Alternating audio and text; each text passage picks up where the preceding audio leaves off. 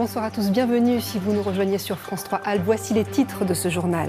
Vers qui balance le cœur de Saint-Gingolph avant le match France-Suisse de ce soir? Nous irons voir quel est l'état d'esprit des supporters dans ce village transfrontalier. Un village forcément partagé mais qui se prépare à vibrer autour des deux équipes. Il démarre ce soir, nous serons aussi à Villard-d'Arène pour les rencontres de la Haute-Romanche, un festival qui associe depuis 15 ans artistes et villageois, marseillais et montagnards. Et puis comme chaque dimanche, notre page de sport avec vous, Grégory Lespinasse, on vous écoute pour le programme. Et Euro oblige, on parlera bien évidemment de foot avec ce week-end un tournoi en Haute-Savoie, un tournoi féminin. Et puis il sera question de vélo, c'est la saison. Et puis gros plan sur un athlète multidiscipline, Aurélien Ducrot, le skieur de l'extrême, se lance dans une nouvelle aventure en bateau. À 34 ans, le Chamonniard partira pour un Tour de France à la voile. Mais d'abord, l'Euro, début du match France-Suisse à 21h. Dans la région, un village va doublement vibrer, c'est Saint-Gingolph, à cheval sur la frontière. 900 habitants d'un côté, 800 de l'autre. L'ambiance promet d'être survoltée. Les Suisses ont une revanche à prendre. Ils s'étaient inclinés face aux Bleus en Coupe du Monde il y a 2 ans. Serge Vorette, Ingrid Pernet. C'est une commune du bout du lac qui fait face à la célèbre voisine Montreux. Ici, c'est un peu tous pour un pour tous. Un cimetière, une église, un stade, un débarcadère, une gare. On partage tout, ou presque. Les bistrots, on partage un peu tout ici. On n'a même pas la pression d'être ou en Suisse ou en France. C'est vraiment tout partagé. La boulangerie aussi, qui est beaucoup partagée. Mais pas les buts ce soir. Ah non, pas les buts. Ce soir, les Gingolais vont prendre leur revanche. Dans la commune, 800 Français côtoient 900 Suisses et au milieu coule une frontière. C'est un village qui est lié à peu près depuis la guerre de 40. Parce que là, ils ont souffert, Saint-Gingolph.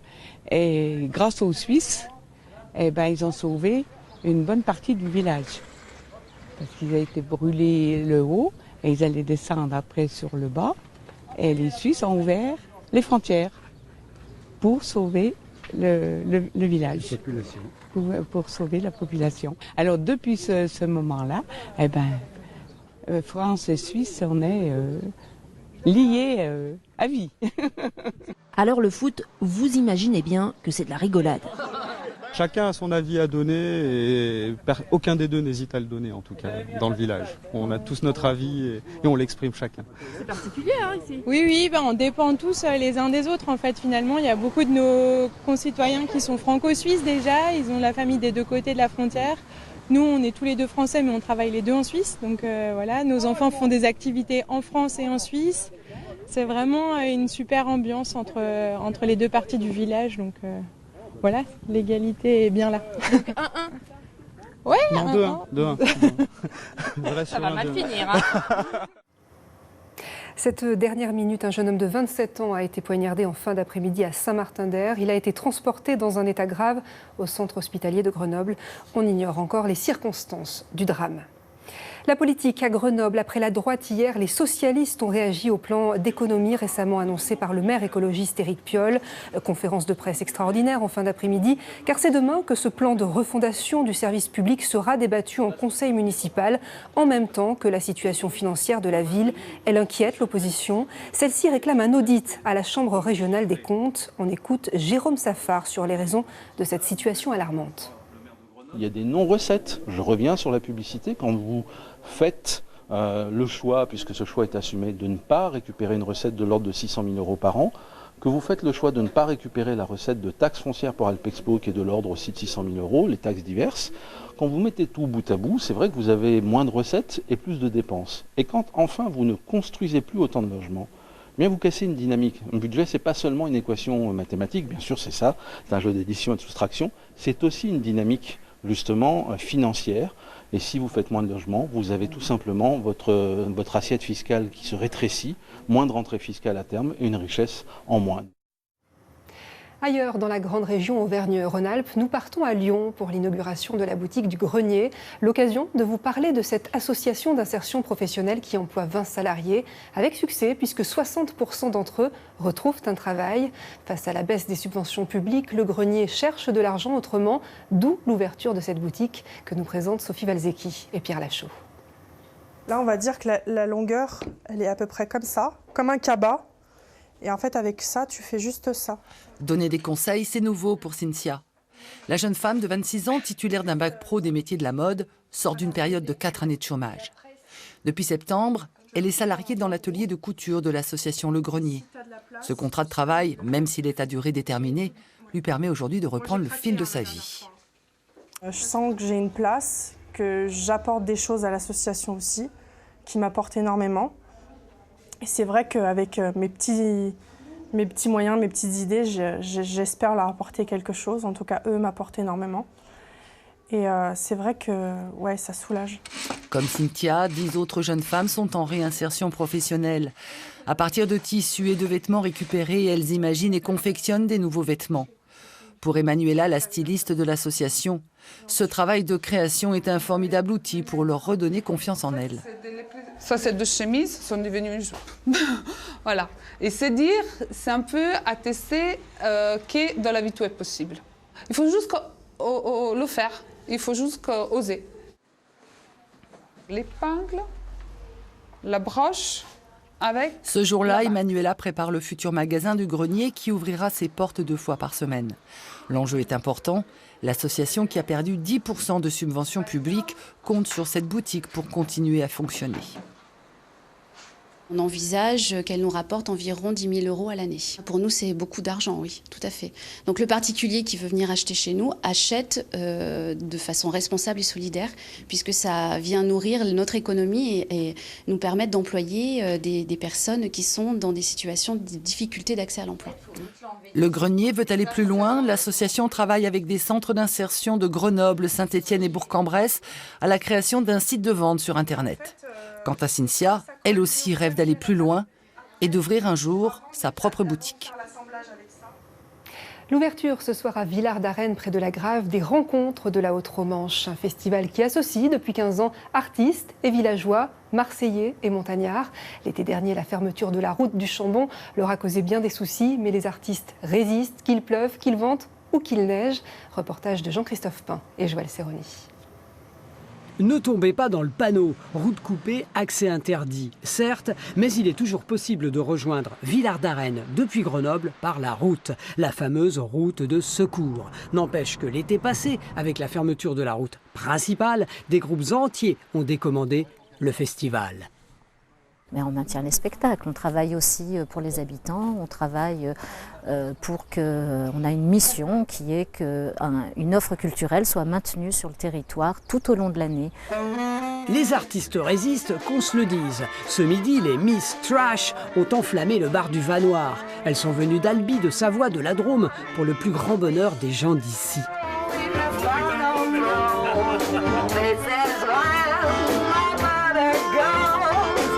C'est une période qui est assez calme d'habitude, hein. Sauf des jours comme aujourd'hui, quoi. C'est un peu plus animé. Vous aimez ce genre de musique? Oui. Oui, oui.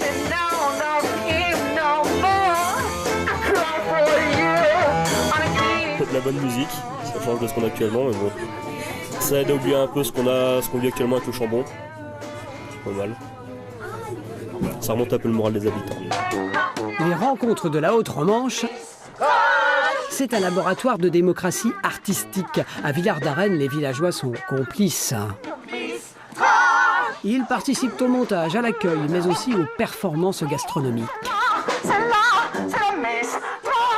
Eh oui, chaque soir, ici, la soupe est offerte. Ce dimanche, attention, sardines, partie.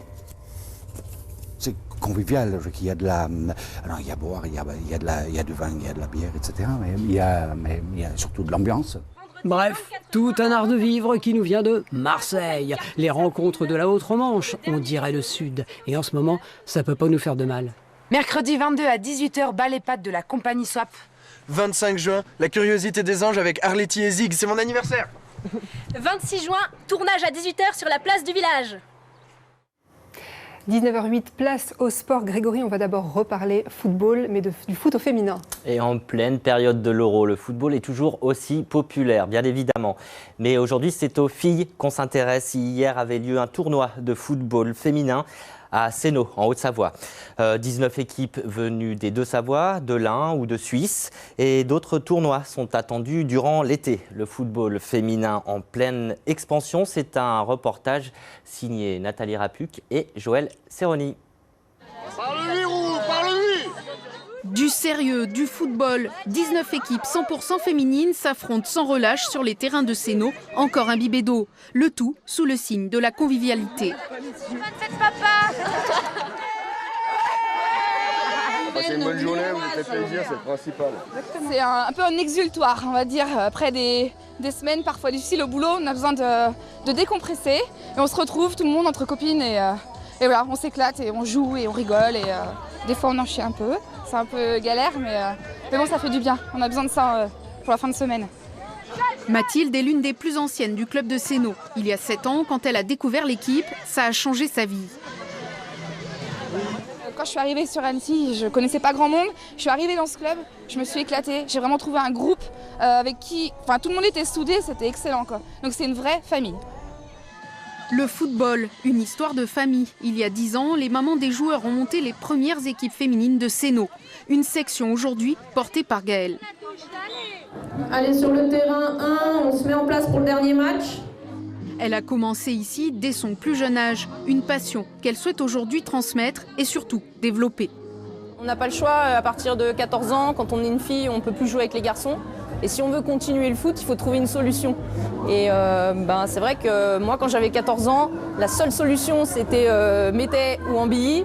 À l'heure d'aujourd'hui, on a un panel féminin d'équipes qui s'est vraiment développé. Et c'est maintenant beaucoup plus facile de trouver une équipe féminine pour pouvoir jouer au foot.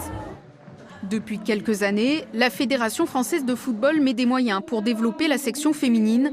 Un poste a même été créé au sein du département pour prendre en charge les filles jusqu'à 17 ans.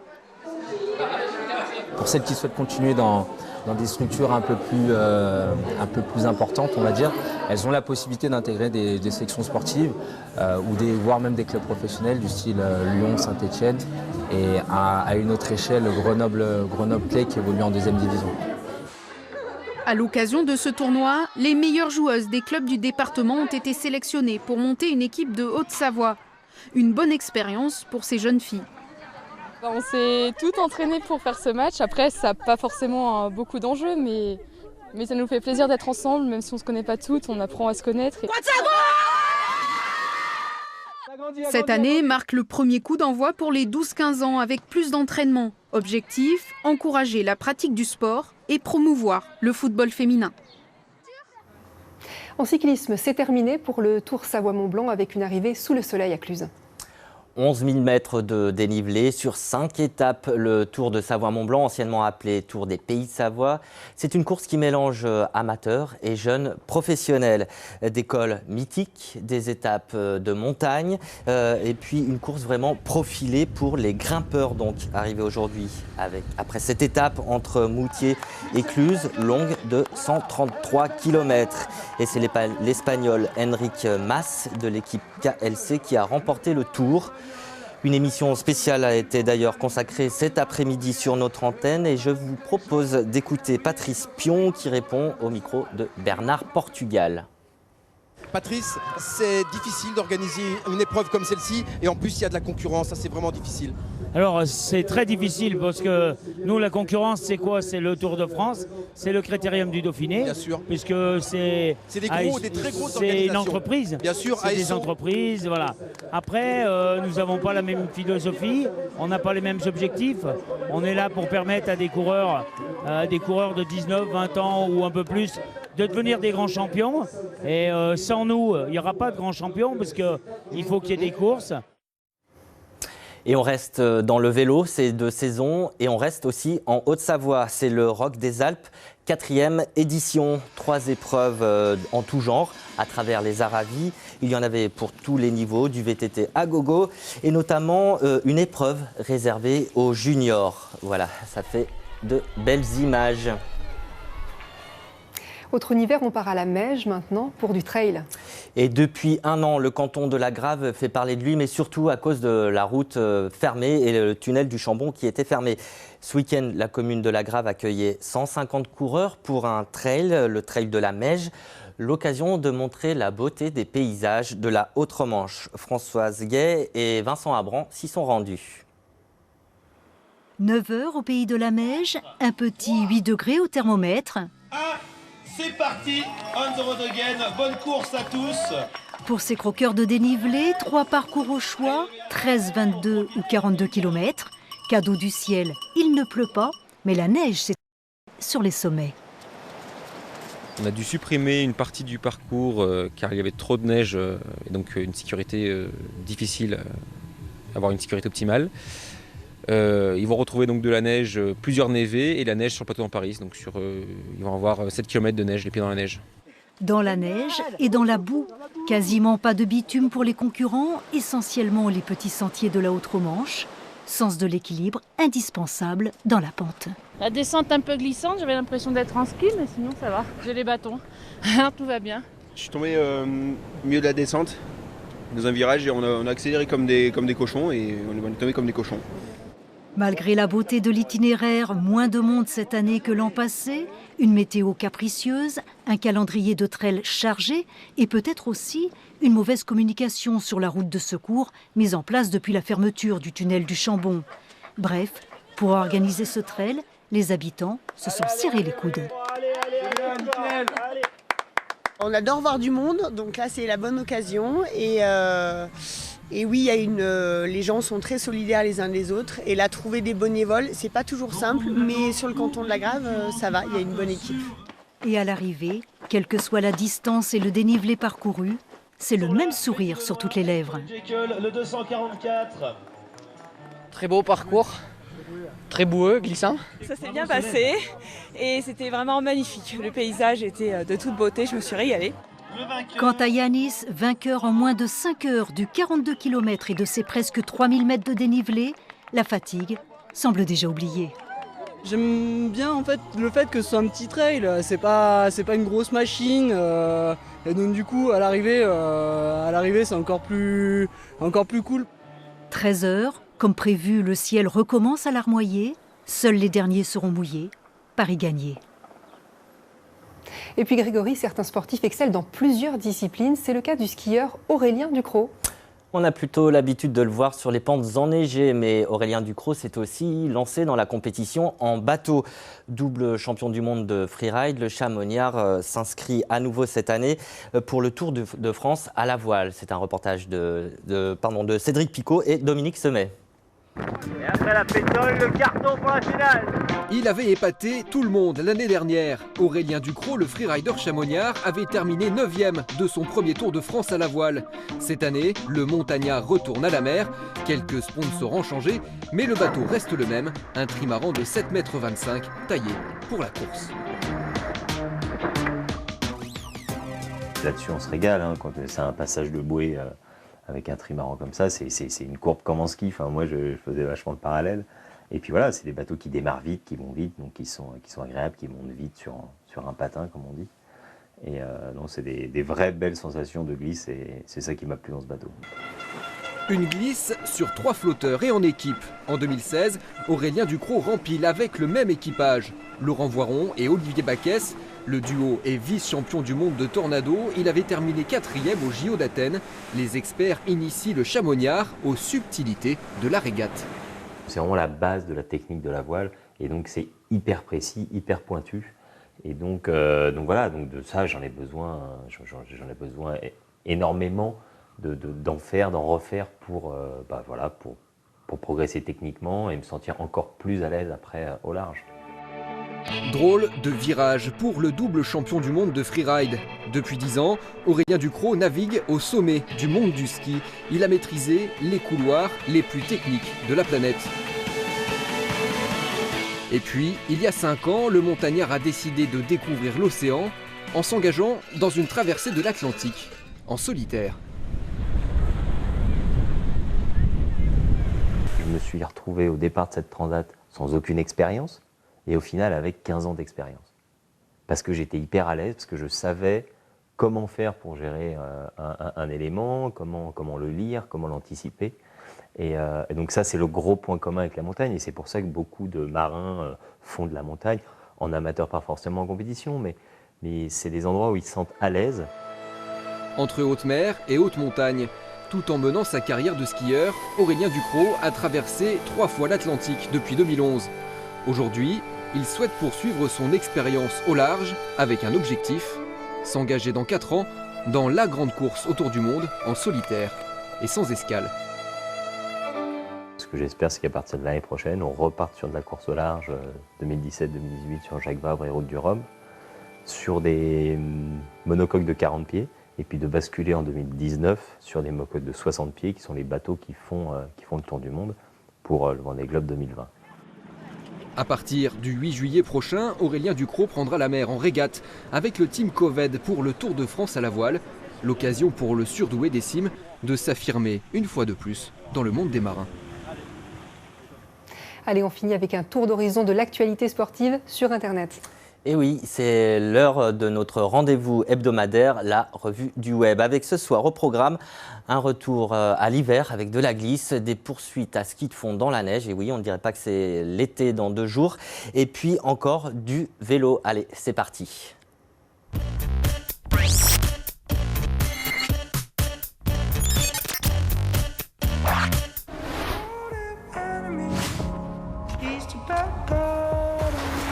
Les sommets des Alpes, comme si vous y étiez.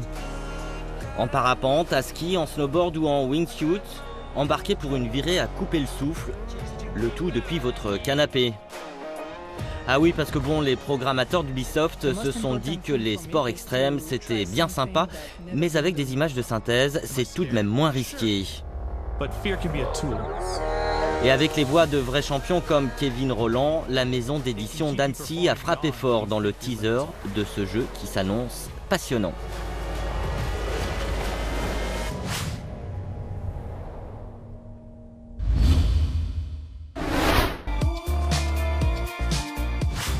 Là, ce n'est plus un jeu vidéo, mais une vidéo où il joue. 1 an après son succès sur la toile, le team Valoche balance son 2e volet des poursuites à ski de fond. Et Crystal Mission, c'est son nom, est tout aussi déjanté. Alors c'est l'histoire de Martin Fourcade qui se fait voler son globe de cristal. Du coup, toute une bande va se mettre à la poursuite du voleur. Attention, mieux vaut avoir quelques références, il y a de la parodie dans l'air. Candide Tovex, James Bond et plein d'autres détails tout aussi bien vus. Tourné en 1 semaine au Saisy, on y retrouve quelques stars du ski français. Ben Valentin, Thomas Krief ou encore Julien Liseroux. Et même le piou-piou de l'ESF. Et ça balance du lourd, même avec des allumettes aux pieds.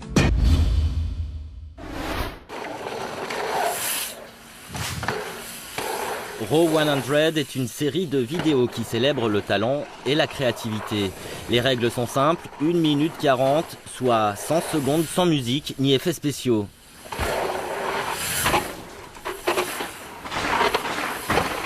Et cette fois-ci, c'est Brandon Semenuk qui s'y colle. Le rider canadien s'est rendu en Californie sur une ancienne piste de BMX. À milieu des clips survitaminés, ça démarre tout doucement, mais le style, lui, est bien là. Comme quoi, la simplicité peut aussi faire des merveilles. Allez, bonne semaine sur la toile et à plus tard. Merci Grégory, à très bientôt. À bientôt. Allez, un cocorico pour finir avec cette double récompense pour Ma vie de courgette, film réalisé dans la région et présenté au Festival international du film d'animation d'Annecy. Il remporte le prix du public et le cristal du long métrage. Drôle, touchante, l'histoire de ce petit orphelin confié à un foyer a bouleversé le jury. Le film sortira en salle le 19 octobre prochain.